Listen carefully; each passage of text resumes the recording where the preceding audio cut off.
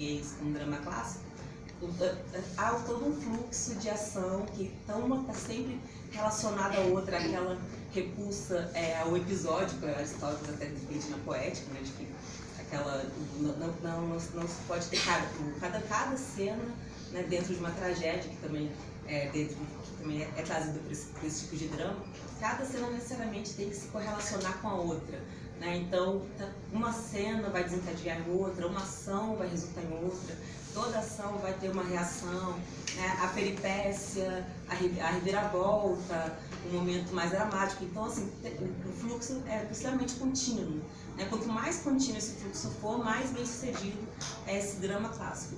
Enquanto o drama do teatro épico, esse fluxo é constantemente interrompido, né? Então, qualquer possibilidade de empatia, então está ali o fluxo, se ameaçou ficar, poxa, um pouco de pena, interrompeu ali para quebrar o tempo todo, mostrando ao espectador de que isso aqui é uma peça. Ele fica aqui, pensa, vamos pensar junto, né? Vamos pensar junto como a gente pode mudar, transformar essa realidade. E é muito interessante também o pensamento do Brecht, a relação que o Brecht tem com o teatro, né? Ele é um leitor também de Marx, né? E ele traz essa questão do materialismo dialético que ele aplica no teatro dele, que ele traz que, ao mesmo tempo que o homem é fruto de um processo histórico social, né? O homem é que tem a capacidade de transformar, de modificar esse processo, né? Então, ele sempre tem esse caráter convocatório nas peças, de fazer o espectador esteja atento a isso e tenha consciência do seu próprio papel na mudança, na modificação da realidade, na transformação da realidade.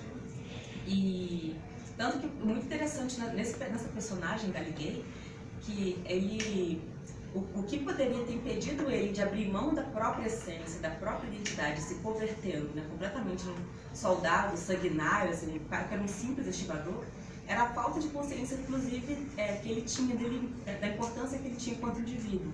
Porque ele chega logo nas primeiras falas dele, ele fala, qual é o problema de eu ir na cidade? Eu sou um simples estivador, né? Tipo, eu não sou ninguém. E quando ele se torna um soldado, ele o tempo todo se exalta, né? Então, assim, ele não tem, por fato de não ter consciência da importância que ele tinha como indivíduo, ele aceita facilmente aderir a uma nova identidade, né, que era que o Brecht estava presenciando daquele pequeno burguês, aquele cidadão comum que de repente se tornou um apoiador de um sistema bárbaro, né, que era o nazismo. Então, eu vejo ele vai determinar, nomear esse processo, que é dessa quebra, né, desse fluxo de interrupção, né, a interrupção no teatro épico. Aí ele tem um exemplo que é o clássico, assim, da cena de família. Eu vou então fazer uma outra citação aqui do Benjamin, que é o exemplo mais simples, uma cena de família. De repente, entra um estranho. A mulher estava em vias de pegar uma estatueta de bronze e lançá-la contra a filha. O pai de abrir a janela e chamar a polícia. Neste instante, o estranho surge à porta. Tá bom, é como costumava falar por volta de 1900. Quer dizer, o estranho é confrontado com a situação. Feições transtornadas, janela aberta, móveis danificados, mas há um olhar diante do qual, mesmo as cenas mais convencionais da vida burguesa não são tão diferentes disso, né? Então, é isso, assim, um pouco antes disso ele fala também que o teatro épico não vai se ocupar em desenvolver ações, mas de apresentar a situação, né? Então, assim, quando esse estranho da cena de família ele entra, ele vai, por meio de cada elemento, ele vai fazendo associações para poder concluir o que talvez de fato pode ter acontecido, né? E é isso que ele vai chamar de teatro épico, que ele vai apresentar, né, essas situações, não se ocuparem de desenvolver as ações. Ele coloca também a literalização do teatro, que é algo que o Brecht usava bastante como um dos principais processos, principais formas da interrupção da ação, né, dessa interrupção. Então, nessa peça, por exemplo, tem muitas projeções, muita citação, tem uma cena também que é dessa mesma viúva, Beck Bick, que é a que falou, o senhor Beck Brecht, que ela durante vários momentos, não é só um ou dois, ela entra na cena, tá acontecendo ali, determinada cena, ela entra cantando, né, uma passagem de Heráclito, que deixa eu achar. por mais que olhes o rio que corre lentamente, nunca vês a mesma água. Nunca ela retorna, essa que desce. Nenhuma gota dela retorna à sua origem. Né? Então, assim, que é aquela frase, então ela chega assim no meio da cena cantando isso. E trazendo, né? Querendo ou não, gera um estranhamento do público. Mas por que ela tá? Por que essas não tem explicação, simplesmente vai. E o próprio público tem que chegar e questionar.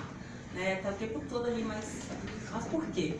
Né? Então, assim, que é exatamente isso. Que a sociedade está em constante movimento, o mundo está em constante transformação. Né? Agora, cabe ao indivíduo acatar essa transformação passivamente e ser levado por ela, pelo contexto, ou assumir um posicionamento para modificar aquela situação, ou compreender a importância que ele tem dentro daquela situação e falar, não, pode estar indo, o fluxo pode estar sim, mas eu não concordo, eu vou na contramão. Né? Então é essa a convocação que o Brecht tenta fazer com essa cena e que o Benjamin desenvolve, né, nesse ensaio. Bom, para encerrar, eu vou terminar com uma citação aqui do Benjamin, que é a definição do Benjamin, né, também, desse teatro épico do Brecht, que é: se a torrente das coisas se quebra no rochedo do assombro, não existe nenhuma diferença entre uma vida humana e uma palavra. No teatro épico, ambas são apenas crista das ondas. Ele faz a existência abandonar o leito do tempo, espumar muito alto, para um instante do vazio fulminar e, em seguida, retornar ao leito. Fim da citação. Obrigada.